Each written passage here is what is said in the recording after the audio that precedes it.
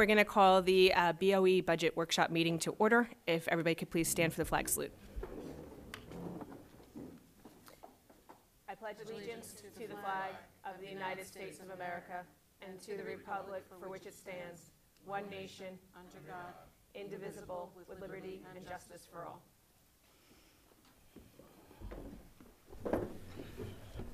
This is the Wall Township Board of Education meeting for which, Board of Education Budget Workshop meeting for which adequate notice under the Open Public Meeting Act was provided by a notice to the Co-Star, Asbury Park Press, Wall Township Public Schools. Copy of the notice to the Township Administrator and the Board Administration Office on February 21st, 2019. I'll take a roll call. Mr. Addonizio? Will not be here this evening. Mr. McGee? Here. Mr. MacArthur? Here. Ms. Malloy? Here. Mr. Sanfilippo? Will not be here this evening. Mr. Sullivan? Here. Mr. Wondrak? Here. Mr. Wozniak? Here. Ms. Connolly? Here. We'll go over the sheets, or? Okay. Mr. Smythe, I'm going to turn the meeting over to you per Mrs. Dyer to go over the highlights, and then we will start our discussion. Okay. And I would ask Mrs. Dyer to please chime in on any of these highlights that she would like to. Yeah, in today's handout for the, sorry, it's pretty loud. For the board, the first page is the highlights for the 1920 budget as of today, February 26, 2019. Under the personnel, we've included the salary increases because our current contract with the WTEA is unsettled. So we've estimated salary increases for the 1920 school year. They're included in the budget, and we have one additional position proposed, and that is for an additional school nurse to be shared among the 7 schools.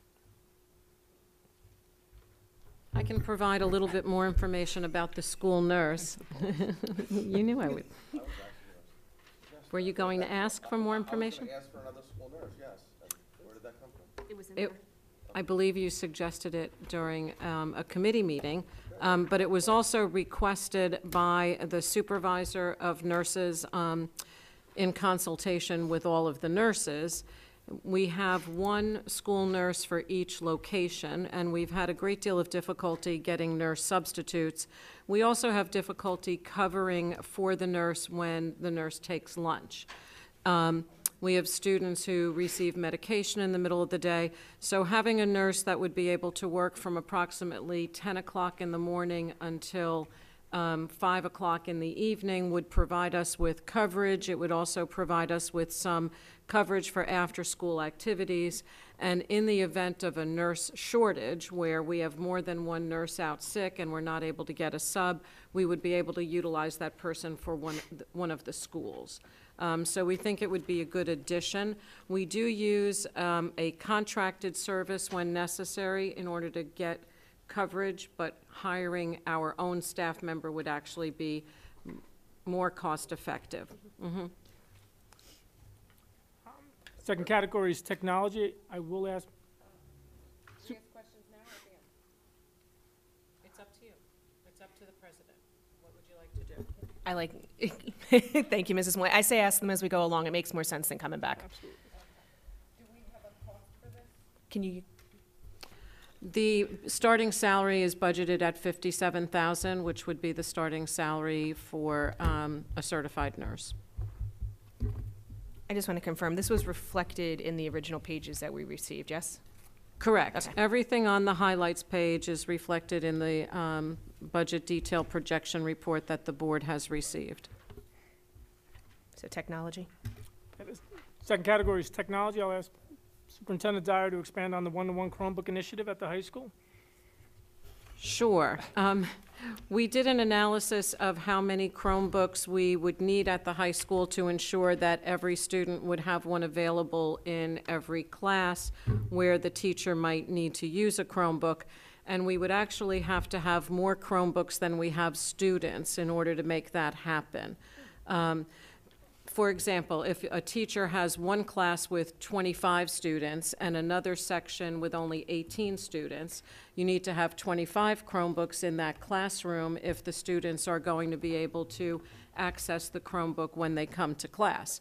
If every student instead had a Chromebook in their hands that they brought back and forth to school with them, we would need fewer Chromebooks. At the intermediate school, if you recall, this year we rolled out an initiative where the students get Chromebooks at the beginning of the day, they keep them with them all day, and then turn them in at the end of the day. That has cut down on the number of devices that we have to have, and it's also developed some responsibility on the part of the students. So this would be moving that forward, and the students then at the high school would not just have a device that they pick up in the morning at homeroom and turn it in the afternoon, but they would take that device back and forth to school with them. So the budget includes adding enough Chromebooks in order to make sure that we have Chromebooks that are not going out of life, and it also budgets for those hard covers that make the device a little bit more durable when people are going to be carrying them around all day and back and forth to school. And what is the cost of that, and how many Chromebooks are there? It's on the budget detail report. I would have to look it up, but it is on that line item. It's broken into 600 supply accounts for technology. Yes.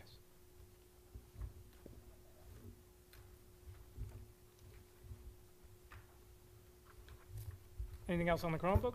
I actually was just going to, when Mr. Lee did his presentation last year during budget season, didn't he sort of touch on this when he talked about what we were going to order and when we were going to order it? And this was part of that conversation last year? Yes. Okay. So do we have like a proposal that tells us how many about? Last year, I'm sure they're looking for it, but also last year, Mr. Lee gave us a really extensive report right at the beginning of budget season and told us that this was like the long-term plan for the Chromebooks. I think he talked about it then, too. Do you want me to remember that? Yes. Come on. Yes, Doreen. I remember the conversation, just not Yeah. the number. For the, A year ago. They go out of life every few years, yeah. So we bought for the intermediate school, Allen Wood, we moved devices around so that each school would have its own year, and so that we had a rollout plan or a replacement plan that made sense. I think it's about 400. I'll find the page in a minute, but There's it's about 100 400. it's $135,000 for the Chromebooks. And then $28,000 for the covers for the Chromebooks.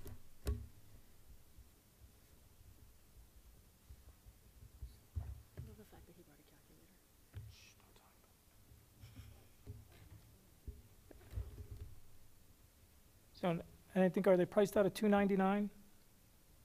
Yes, Yeah, it's so about $300. So, yeah, that's on page 331, Dory.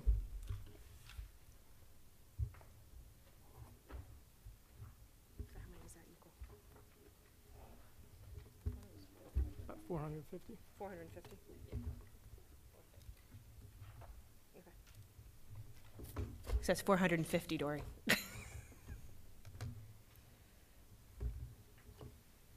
Are we good with the one-to-one Chromebook initiative?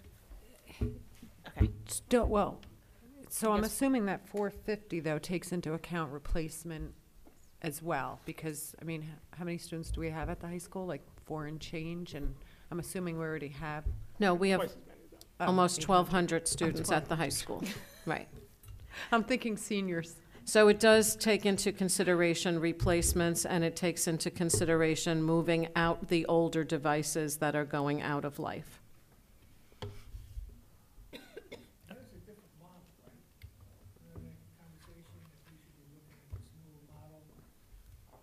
Correct. Yeah. Okay. Chronos? Chronos time and attendance, we discussed this in F&F. It's included here because it's new to the budget. We're still in the process of looking to implement it in the current year, but it wasn't a budgeted item. It was a reallocation of funds that we're looking to fund the initial startup, but it's new to the budget for next year. The amount is just over $25,000 for the software, and the time and attendance is to basically automate our timesheets that we use for hourly employees. One of the key benefits, it tracks who comes in and out of the building, so at any given time, if we go into a lockdown, the administration of that building can identify who is in fact in the building, even visitors or other staff from other buildings, that split time between the buildings, or if there's meetings being held in the building, which occurs at the high school quite often. Anyone who comes into the building, it would track that, and then it could also be used to automate the payroll process for additional overtime and vouchered work for the paraprofessionals, custodial crew, and the student transportation for the bus drivers. But that'll be new to the budget for next year. Additionally, upgrades to door access swipe cards. That was new last year. We budgeted just over $75,000 to improve our security cameras, our door access at all our schools, so that we would have card swipe access on the second set of doors in each of our schools. We have them on the outside of the building. You enter the lobby, but staff need to get buzzed in, or did need to get buzzed in, through the second set of doors. Now we have card access, so their employee ID can get them through the second set of doors. We're adding them to other doors in each building for recess and phys ed classes. We've reduced the, this was identified as being very similar to last year, which it was the initial startup of those improvements, which was the $75,000. That's included in your yellow documents. It's been reduced $50,000. We're still including about $24,000 or just under $25,000 to continue our installing security cameras and door access in all of our school buildings, as well as our administrative buildings outside of our schools. The addition there too is also for ELISA law, which was just passed, and that is the law that is requiring the schools to have panic buttons, panic alarms, silent panic alarms. We already have panic alarms in our school, but part of the ELISA law compliance is that we also have to have, when that panic alarm is activated, there also has to be a flashing light outside of the main door of the building, or if the main door of the building is not visible to the street, it has to be located in an area that would be visible to the street. That would alert law enforcement, EMTs, passerby, anyone that the school is currently in lockdown and they should stay away. We don't have those lights, so there is some hint that there might be funding available, but that has not to be determined. And as you know, we don't have the budget figures from the governor yet, so we did feel that we needed at least that $25,000 to ensure that we have funds available to install those lights everywhere. The next two items are technology. The core switch, it's a very small word, but it's a lot of money. It's $200,000. It's essentially the main switch that all of our communications go through for the district. I will punt to when Mr. Lee is attending one of our workshop meetings if there's an additional questions with regard to the need for that. But we have had the discussion with Mr. Lee regarding the need, and we are probably past due the need to replace that core switch as far as being able to service it through the vendors. And the concern is that if that goes bad, then we're going to be in a lot of trouble from an operational standpoint. The server upgrade, that's related to our security. We have servers that store all the data and operate all of our door access, our camera systems, as well as communicate on our PA system. And we're required to maintain video recordings for 30 days, which is a significant amount of storage. And there's a need to upgrade the servers, for our security, and that cost is $130,000. For the next section, Dr. Gleason, feel free to chime in. We included some highlights from curriculum and instruction, just to give everybody highlights, for want of a better word. There's a 612 math textbook adoption included, K-5 science, K-5 health and PE, the continued rollout of Readers Writers Workshop model, and as you know, the AP Computer Science class. Dr. Gleason, any details that you'd like to provide? Yes, as far as the textbook adoptions, if you'll remember, we are following the 5-year curriculum plan. We have 3 content areas undergoing program evaluation right now, which are math, science, and health, and phys ed. And the program evaluation committees are currently meeting pretty much monthly. This past month, they're working with vendor presentations, looking at a variety of new resources and textbooks, and they're also going on site visits to look at those curricular resources in action in the classroom, talking to other teachers in these districts, and supervisors speaking to supervisors. So we'll have a budgeted according to sort of an average of what these textbook new resources are, and then I'll have a little bit tighter eye on specifically what they will cost once we make those decisions in March after the final vendor presentations are over. Dory, do you have a question?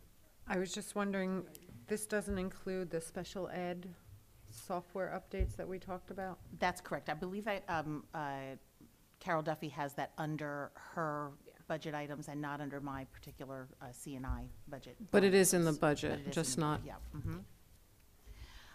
As far as the Readers and Writers Workshop model, we've been having a really great success in terms of students really engaged in the classroom, teachers really excited about this new instructional model in the classroom.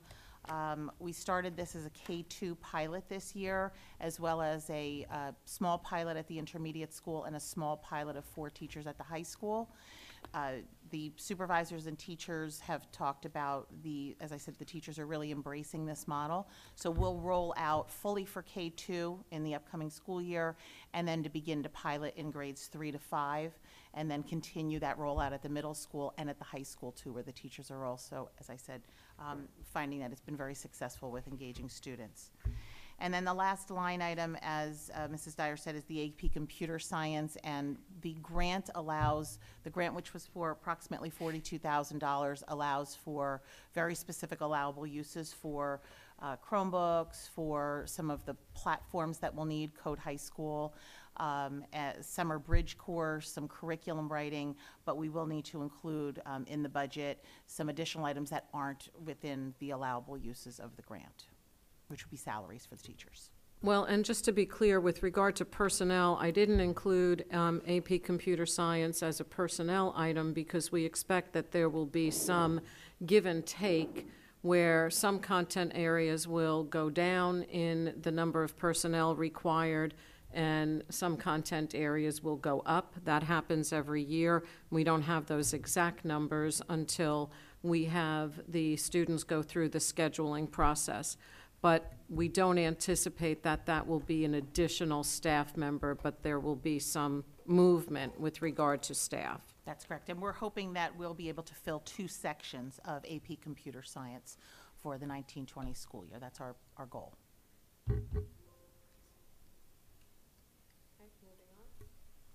Okay, under operations and facilities, our operations budget, as we have in the past, will include regular maintenance in all of our schools, and there'll be certain projects that the principals are going to want to have completed that we have it in the budget year after year. So they're not specifically identified, but we will be doing carpet replacement. We'll be installing some additional cameras, if not replacing additional cameras. But there were certain items that Mr. Romano met with building principals that they wanted to have included in the budget. One of them being, this wasn't a request of the high school, but it's a requirement for the high school fire alarm system, is to replace the fire alarm smoke detectors due to the new panels that have been installed in the school, and we have a need to change out certain heads, and I believe it's so that they're digital, and they all need to be of the similar type. We can't mix the different heads in the different zones, so we need to replace all of the heads in the school for the fire alarm system, and that's at a cost of $40,000. We are scheduled to replace exterior doors at the intermediate school. There are a number of doors that are the full glass doors with the old type of panic bars that we're going to look to schedule on an annual basis to start replacing those doors with the newer fiberglass doors with the newer panic bars. They'll work easier with our door access and our security system. At intermediate school, we're looking to replace door number 6 for next year, and we'll continue to replace exterior doors in subsequent budgets. That's at a cost of $12,000.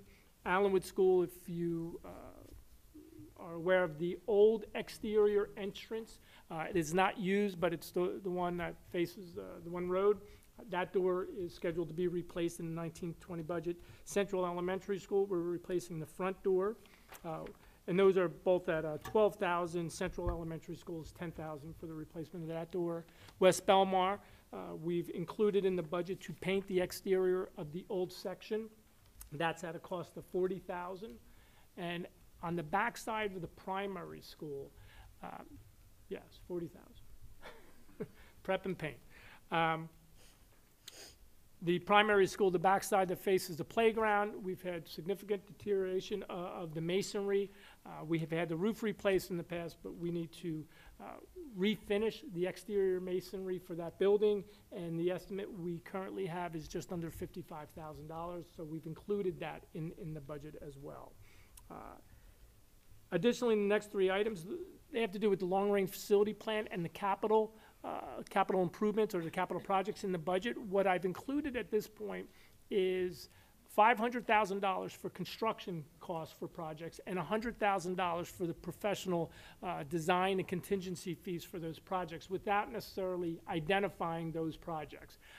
As we've discussed in prior years with a budget of our size, I believe our capital improvement budget should be greater than the $600,000. I would prefer to see it to be $750,000 to $1 million each year. However, we were trying to balance the budget, come in at the 2%. So I've identified $600,000 for capital projects, and we can, through the Finance and Facility Committee, we can identify what project, and through the budget workshop, what projects they would be that we would include in as part of that $500,000. And then any additional capital projects we would like to include, we would just fund from our capital reserve as a capital reserve withdrawal. So can we get the long-range facility plan updated as to what has been complete? Because I know we were able to do some things under operations. We budgeted for some last year, and then so that we can kind of see what's left. Okay, well, that is a handout for tonight, is our long-range facility plan. It's not identifying what has been completed, but it's identifying what is on the list, what projects we're looking to complete in the current year, because we're reallocating the funds we budgeted for the student transportation. The main one being the air conditioning at the district schools. We're also looking at paving as requested by the building principals at a number of schools. And there's some other projects we're looking to accomplish this year with the funds that we currently have budgeted. Sorry. So this is more than 600,000 though. Oh, yes. Correct. Okay, that's why I was wondering if there was Well, something even with the 600,000. For the long-range facility plan that's been handed out, and I'm sorry if I skipped over, with regard to operation, there is the purchase of one maintenance truck, which is included in the equipment for the operations. We are taking older vehicles off the road because they're being deemed unsafe due to corrosion in the frames, and we need to get on a regular schedule to start replacing those vehicles. So we've included the replacement of one vehicle in the budget. With regard to the long-range facility plan, I've provided an update. It's yellow to match all the other handouts for tonight. For the current year, we approved the contract to Luongo Associates. The project for the HVAC improvements is being advertised this week in the CoStar and Asbury Park Press. So the bids are available. We've notified vendors that are on our bid list that the bid specs are available. The estimate provided for that phase of it is $1.4 million. We're looking to use those funds out of the current year to fund that. Additionally, we have other projects, about $365,000 that we're looking to also accomplish out of the current year. Most of them are the paving projects at the schools, but we're also looking to refurbish the cottages or trailers at Central School as well. But we're, being that we've moved or amended the shared service agreement with Howell, because we were reserving funds to make those improvements for our transportation department prior to this summer. We no longer need to do that in the current year, but we will need to include that in the 1920 budget. Has freed up additional funds for us to use in the current year if there's projects that we are identifying as more of a priority, and then the balance of them we can look to budget in the 1920 budget, or as it's a long-range facility plan, in subsequent year budgets.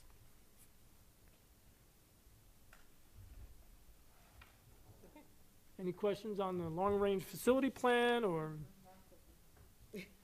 I mean, we have F&F meets next week. We have the following week another budget workshop meeting prior to the 19th, which according to the budget calendar, and not only our budget calendar, but the Department of Education's budget calendar, we need to be in a position to approve a tentative budget so that we can submit to the Department of Education on the 20th, because that is the deadline for submission of the tentative budget.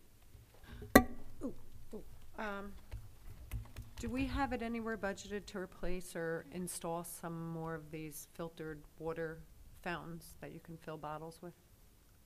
No. How much is one of those? They're expensive. It depends on the location where it's going and what type of fixture is there, like how, you know, how involved the work is to tear out the block wall with the old fixture and install the new. But I think the ones at the intermediate school were $10,000 to $12,000 for both a drinking fountain and the bottle fill station. Where were you thinking about installing this? High school.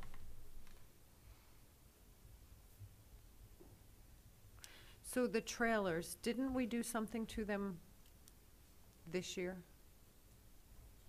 No, that's what we're still doing.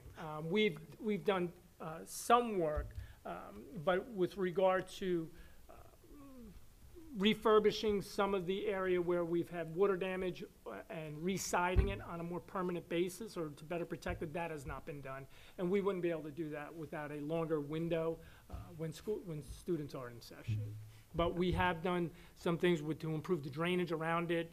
They were extending the downspouts, ventilating underneath, you know, where they have a skirt that goes around. Did we paint them though? Didn't we talk about?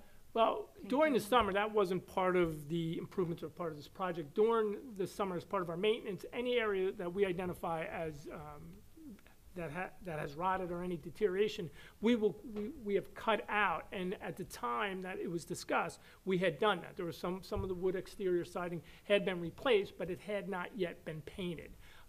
So that was easily identifiable. That was since painted, but on the trailers themselves, a lot of on the soffits, all the trim, which is wood, it's not like an AZAC. You know, they either need to, they don't even need to be painted. They need to be replaced because you know, it's an older pine, it's dry rot, it's deteriorating, it's cracking. So we're looking to encase the trailers with vinyl siding, and we would wrap all the soffits at that time. But we can't do that while school's in session. So how much is it for just the trailer? So is that the? We have it estimated at $60,000 to do the necessary repairs, if there's any wood that needs to be replaced, and then to re-side the trailers. Is that per trailer or in No, totality? that's would be for both trailers. And then the second floor classroom AC for Central. So we have 500,000 in there now? No, that was in 18, that's what we initially estimated as the cost. We were looking at, hey, there's X amount of unit ventilators, a unit ventilator is gonna be X amount of dollars, and we multiplied it out and the cost was gonna be $500,000. And then we had the study done by Luongo, who identified, well, we need to upgrade our electrical service. And it's not the best approach or design to just replace some with unit ventilators and put like there would be split systems where a condenser would be outside or up on the roof, and they've recommended a chiller to be constructed near the boiler room, and all the unit ventilators would be fed by the chiller. So that's the 1 point. That's the 37. 1,370,000, and it's also setting up the school to be converted from a steam boiler to a hot water boiler. So the unit ventilators would be hot water boilers, not hot water unit ventilators, not steam. They're currently steam. And then the idea is, in subsequent year or years, we would replace the boiler with a hot water boiler as opposed to a steam boiler. Can I just interject for a second? I think we're conflating two things. You had mentioned earlier the 1-point-something million amount. That's the amount we'd be spending this year on the non-central Right, air right. conditioning. The Luongo I just want to make sure we're section clear. into The that, central is not the 1.3 number. That's the number we're spending this year on the other projects, correct? The 1.4 is what we're looking Right, to spend this year. 1.3 and change, 1.4 and Is change. in addition. The central, which would be next year, Correct. is on its own well over $1 million, at least Correct. in terms of the estimate. That's the one, yeah, it's almost 1.5. Actually, yes, 1.5. And then we would have Allenwood as well.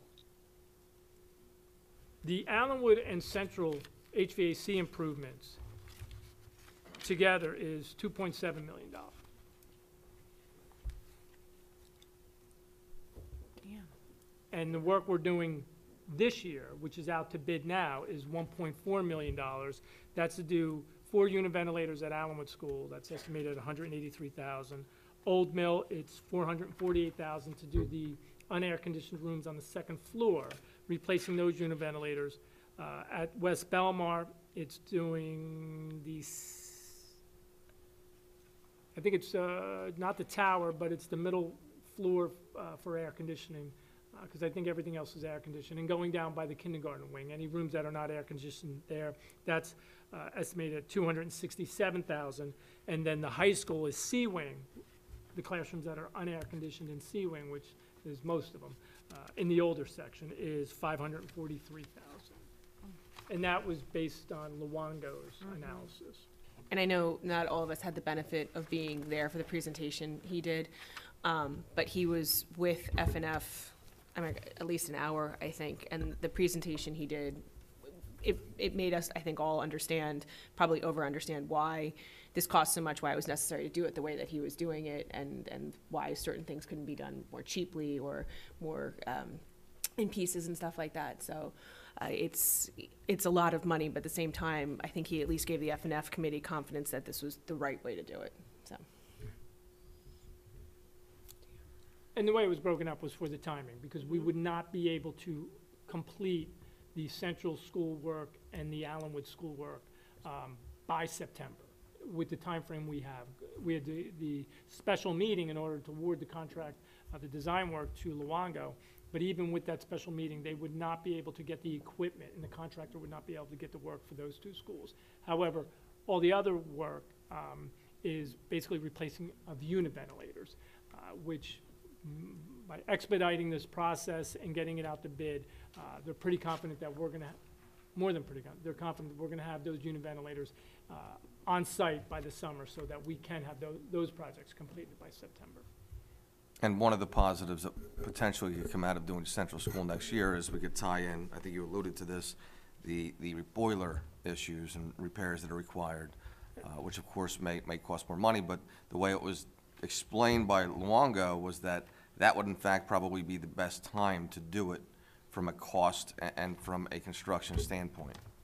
So you could tackle 2 of the larger needs, or the largest needs frankly, at Central at the same time next year. Well, we also have to remember, this project is for the second floor of Central. We still need to identify the first floor of Central as well. Right, we learned that there was some issues on the first floor that, right, in terms of the air conditioning. Not all rooms are air conditioned on the first floor, but from a priority standpoint, when we were looking at the dollars and trying to, It's hotter upstairs. balance it, the second floor was the priority. So, before doing a boiler replacement, we would need to address the second floor. I mean, the first floor rooms that are not air conditioned. And the idea of doing the boiler at the same time is because it is a steam boiler, we're putting in hot water unit vents. There's a piece of equipment that would be necessary in order to convert the steam to hot water, so that we can utilize the unit ventilators. And then at some point, when we do change out the boiler, the name of the piece escapes me, but would no longer be needed. So like for the high school, the lighting retrofit, that's in this year's budget, correct?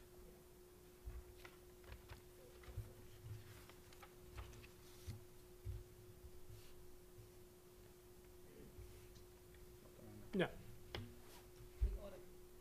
That's not the auditorium. That would be a lighting retrofit for all the hallways, Oh, changing the okay. bulbs to, from an incandescent to LEDs, you know. The auditorium lighting kind of like jumped over this process, got fast-tracked, so.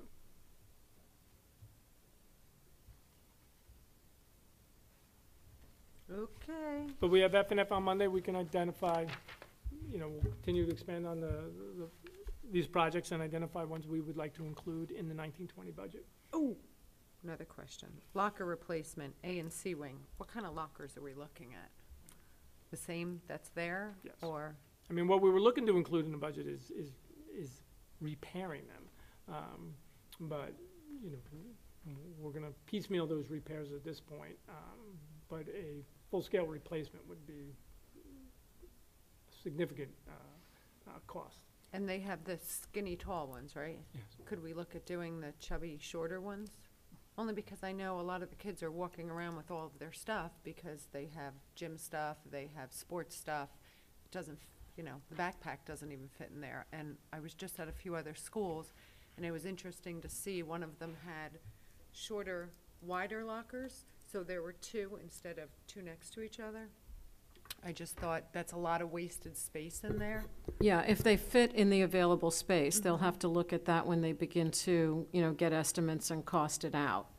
But if it involves, like, changing the size of the space that the lockers slide into, then it might be cost prohibitive. Okay, so now is that project is that what is going to be in the budget, or we're not sure yet? That's one of the options. That would be one of the options. That would be So available. similar to what we did last year, you'll kind of break down with costs and. Well, I think through the F and F committee, you know, we will review the long-range facility plan, review what projects are being requested, and then prioritize what projects should be included in the 1920 budget with an idea of how we're going to look to address these projects moving forward over the next couple of years. So on that note, if anybody else has requests related on this list or off this list for consideration at the next meeting, bring it up now. Or if you're, You already have. right, but the other thing you can do is, I mean, we meet on Monday, so if you have things that come to you as you review this again or after tonight, you can also email Mr. McGee with those ideas. I had the flag. I don't know what to tell you. I didn't respond. I do see that on here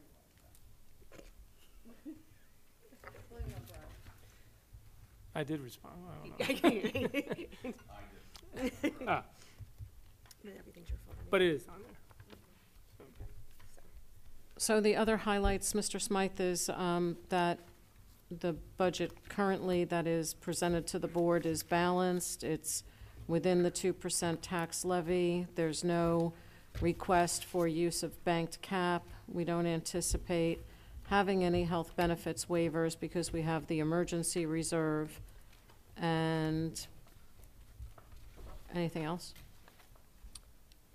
No, and we're currently not using any of the bank cap. We have, in trying to balance the budget, we've pushed the revenues. You know, have been receiving additional out-of-district students as tuition-paying students in Wall Township, which has increased our tuition revenue. So we have increased the budget for tuition revenue. We have facility fees from the wraparound program that we're you know, looking to increase because of their expansion in the schools. So we're increasing our anticipated revenue from facility rents. So, and that's another means in how we budgeted or balanced the budget for revenues and appropriations. The budgeted fund balance is estimated at $1 million. That'll be adjusted as we move through the budget process, if necessary, or as we deem necessary as we go through the process. And again, I will say we budgeted $695,000 into our emergency reserve last year, which was the balance in our health benefits account. That is being used to subsidize this budget, the full $695,000. It was my understanding that that was the purpose of putting it into the emergency reserve. Now, I have to go through the Department of Education website as far as entering all the information into the budget and creating the budget on their software. There are restrictions on what you can and can't do with reserve accounts. So I'm going through that process now. We're waiting on our state aid. But that may have to be adjusted depending on the restrictions with regard to the Department of Education. And just one other quick question. When you mentioned the increase in revenue of getting students to our district, is that because we had hired, I mean, have we gotten students, what's it, deaf or blind? Didn't we hire a teacher especially for that? For itinerant services? Last year, we hired a teacher for the visually impaired. Sorry. Right. And that's not for tuition in students. That was for our own population of students. But we've added, like at the Allenwood Elementary School and at the intermediate school, they're expanding the BD program and the MD program, and it's popular. And other districts are looking to send their students here. And in addition, you know, the private tuition, you know, the first year we budgeted, you know, I think we looked at budget 90,000, and I think we generated $40,000 or $50,000 in revenue. So the following year, and you know, anyone that was here as private tuition was either graduating or we anticipated leaving. So we budgeted, I believe, for one in the 17-18 budget, and we had like $90,000 because we had 10 or 11 private tuition. Some people, it's part of the year because they're moving in until they establish residency. Other individuals, it was private tuition throughout the year. So again, we're anticipating that that's going to continue now that you know, we're starting to see the revenue there. Additionally, we have bank cap available to the district, which I included in the cover letter, but it is not included in the budget. I think it's $685,000. And what I don't recall, which I apologize, is whether we would, it's $686,381 available in bank tax levy, is whether that expires if we don't use it in the current year. I don't believe it does, but I'd have to check, and I'll have that information for the next workshop meeting. Yes. Also, are we still anticipating state aid figures by March 7th? That's what's on the calendar, but I thought we received a memo recently that the governor's budget address was being pushed back.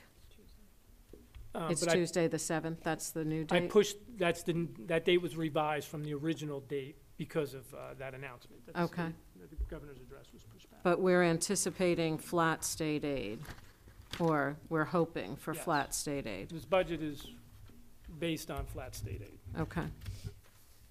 I know it's like reading tea leaves, but would there be any reason for us to anticipate losing state aid? No.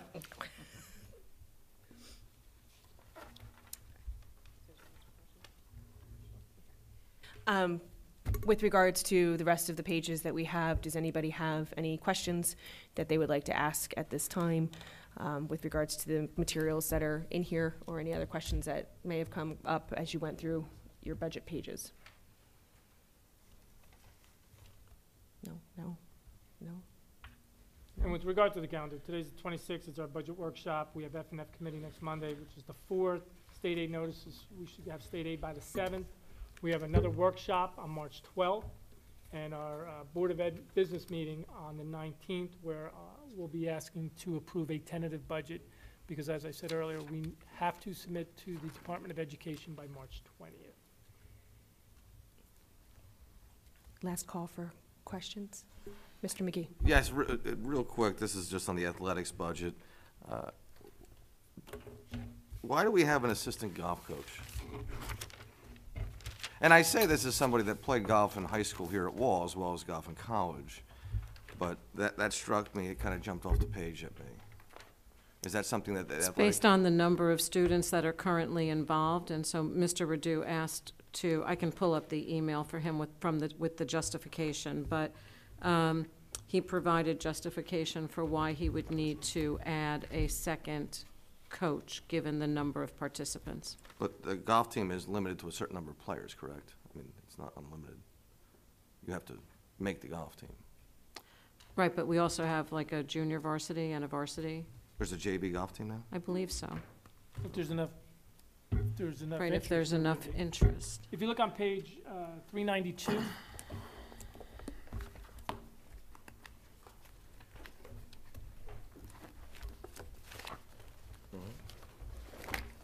It's like a whole forest. Yes? right in the middle of the page, you'll see an assistant golf coach position. There's a justification provided, or gives them a little bit more of a description on the assistant golf coach being used for both the boys and the girls. Second well, and the women's coach makes more than the men's coach, and that doesn't necessarily bother me on any principled standpoint. That's fine with me, but I was curious as to the basis.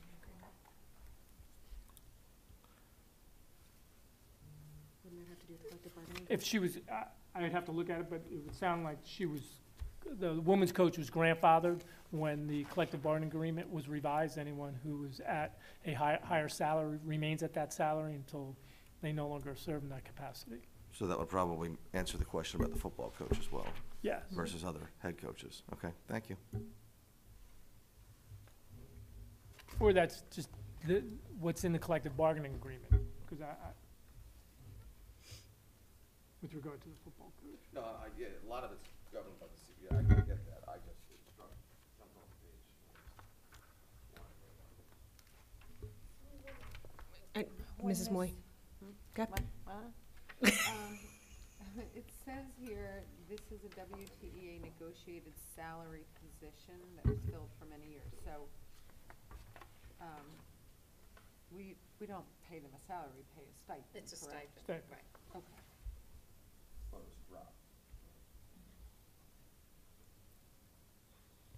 Any other questions? Yes. Mr. Wondrak? Do we have a plan or a strategy for the track? It's gonna explode on us, when we least expect it. There's nothing in the budget that addresses the track for the coming year.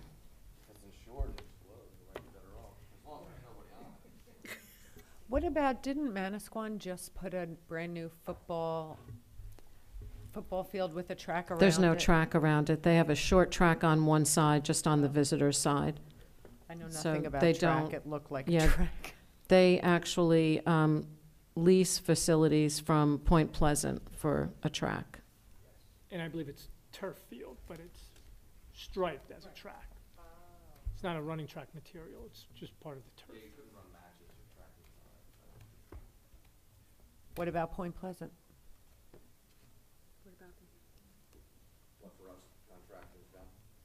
Yeah, it's gotta be less expensive than some of the figures we've seen for a track. Or talking to Manasquan? What? Mr. Radu is looking into some options in terms of, contracting with other school districts that have a track and what we might be able to pay in terms of facility use.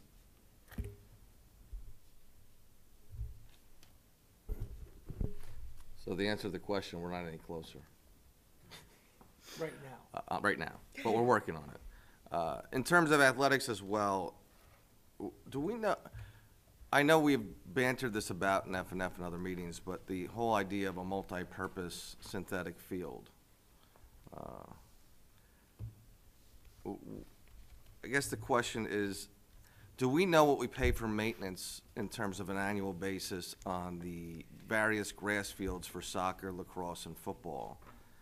In terms of annually, what does that cost us to upkeep that grass? We don't break it down by field. I mean, we have a contracted service for cutting the grass.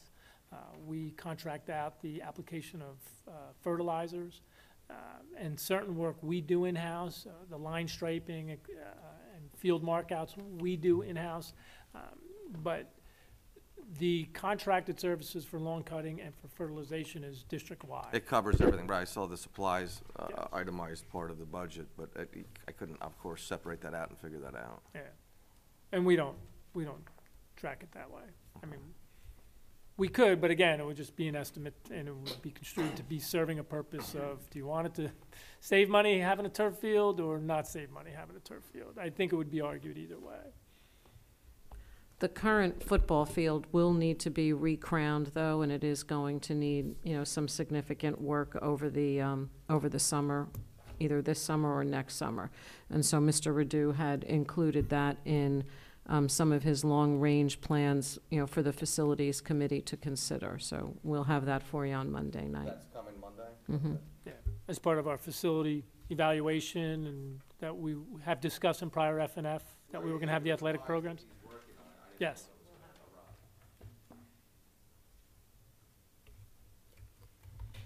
Any other questions from this conversation or from the pages? Okay, seeing none, I will end the workshop session portion of this and then open up the floor for public comment. As always, public comment is guided by policy 0167. It is limited to 5 minutes per person. And we just ask that you state your name and your place of residence when you come to the mic.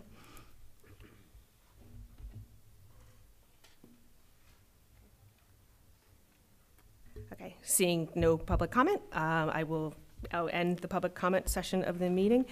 And if there are no further questions, I will remind those not on the FNF committee to email any ideas for the long-range planning of projects to Mr. McGee prior to Monday night's meeting. And with that, I need a motion to adjourn. I'll make that motion. I'll second it. Okay, all in favor?